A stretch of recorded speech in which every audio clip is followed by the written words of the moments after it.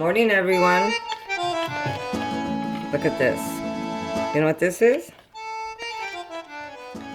This is my beef flavored stock. And you can put this in soups. You can put this in your seitan when you're making seitan. Or if you want to flavor some of your tofu pieces, this goes great on everything. Now, I'm going to show you how I made this. So, I'm going to dump this in a bowl for now, and I'm going to show you exactly how I made it. Isn't it beautiful? And this is somewhat of a beef flavor that as close as I can get it. And again, we really don't want it to taste like beef. We want it to taste delicious. That's the whole point of making these dishes. Now, a lot of people are doing a transition to a vegan diet and they crave those flavors. So this is pretty close. So if they have this in their food, I'm sure they're going to be satisfied because it has that umami, that very rich flavor that people are looking for. And basically it's just seasoning. So I'm going to show you how I make this. Okay, so I'm just going to put this aside for now. And I just quickly mixed, just want to show you, I quickly mixed some with some warm water just to show you, but I really didn't measure how much I put in, just to show you that it really has this beautiful beefy flavor. And when you do make your soup, just add extra ingredients and it will really make a nice flavorful beef flavor. So here you go. This is what it looks like. And I just put a little bit, so I didn't even measure it, but this is up to you how much you want it, how strong you want your flavors to be. And very simple, very simple. You can use it to make gravies. You can use it in a fast soup. You can use it to season your seitan, your tofu. So you can use it in a lot of different dishes. And it does have that beefy flavor to it. Very simple. So I'm going to show you how I made this. I'm just going to dump this in here for now. Okay, so we're going to start off with, we're going to need 3 smallish shiitake mushrooms. These are the dry ones that I always get.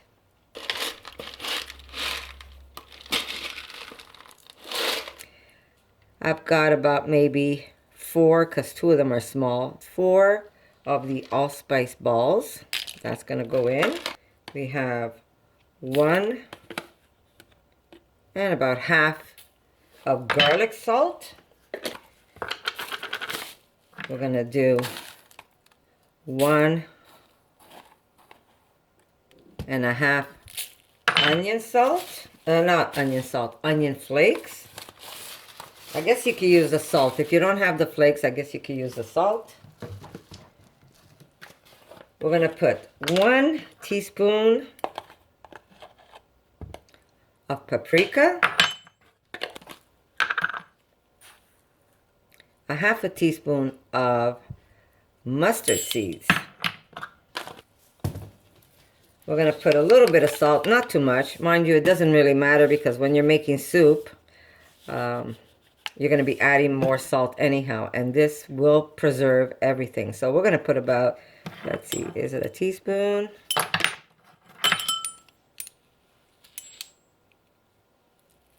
Yeah, about a teaspoon of salt.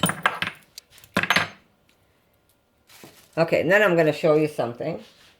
I'm going to show it to you later. Okay, we need a teaspoon of black pepper. Where did I put my black pepper? Here we go, a teaspoon of black pepper. Now, if you have some Montreal steak spice, you can add 1 teaspoon of that. And if you don't have Montreal steak spice, you can use any steak spice you want. But if you're interested in making it, I have one on my YouTube that you can try and see if you like. But otherwise, any steak spice, about a teaspoon is going to go great in there. Now, instant coffee.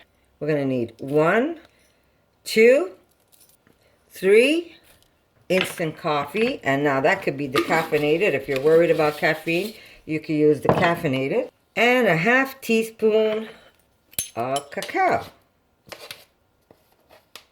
Now those are the things that are going to give you that dark, beefy color. Now you can blend it up the way it is and get a fine powder this way. That means when you're making your soup base, you could add a little bit of olive oil, and you can add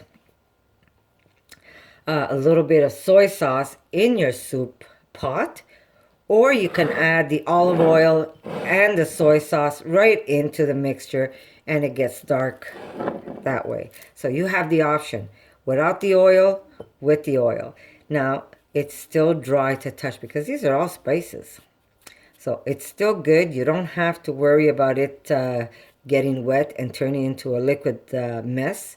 It will stay dry as you see it. It's just going to look darker because it has the oil and the soy sauce in it. This one doesn't. So this one is great just to add into mixtures and then add the rest in.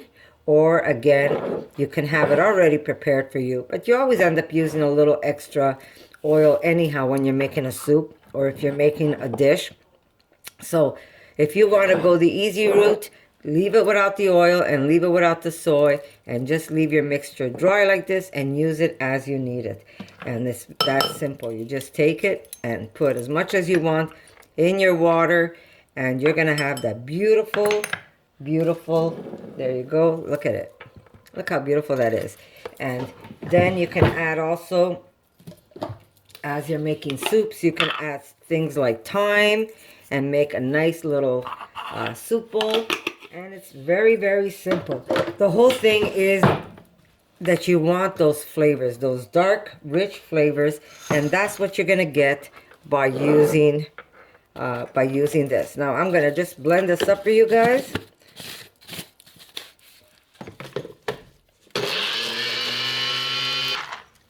You see? Do you see that? Sometimes my head isn't in the right place. You know what I forgot to put in here?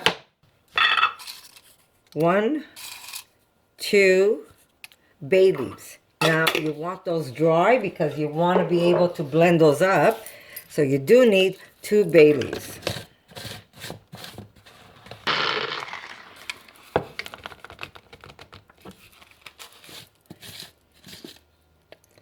There you go. There's your beautiful powder. But if you want it to be darker, you're going to put at least a capful of soy sauce and about a tablespoon of olive oil. And it's going to end up looking like this. And when you have it this way, you could simply just make yourself a fast little bowl of soup with some maybe ramen noodles. And my daughter says it kind of tastes like beef ramen noodle flavor.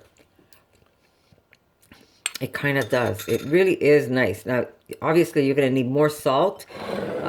Or if you're staying away from salt, you don't add the extra salt. But if you want to make a small bowl of soup, a little pot of soup, you can add ramen noodles to this.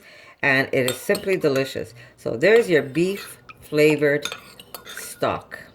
Or as close to beef you're going to get. And it really is yummy. Very, very good. So there you go, guys. It really is simple. If you are going to add the oil, do add it. I'm going to show you right now. I'm going to add a little bit of soy.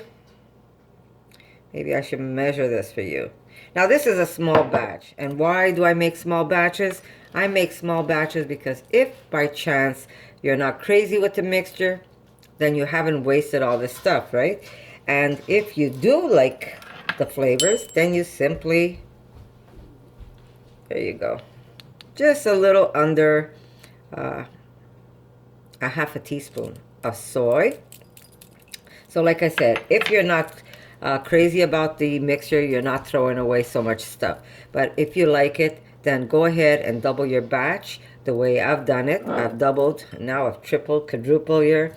And we're going to put a little bit of olive oil and maybe extra salt. This way I don't have to add it when we make a bowl of soup. And I'm just going to mix this up. There we go.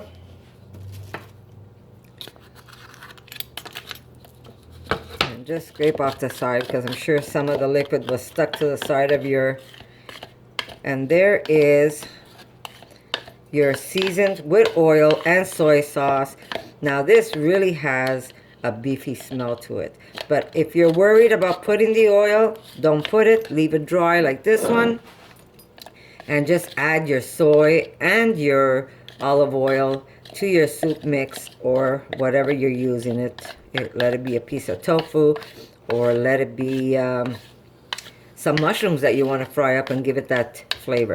So there is a mixture with the oil and the soy, and there's a mixture without. So I hope you like this recipe, guys, and I'll see you in my next one.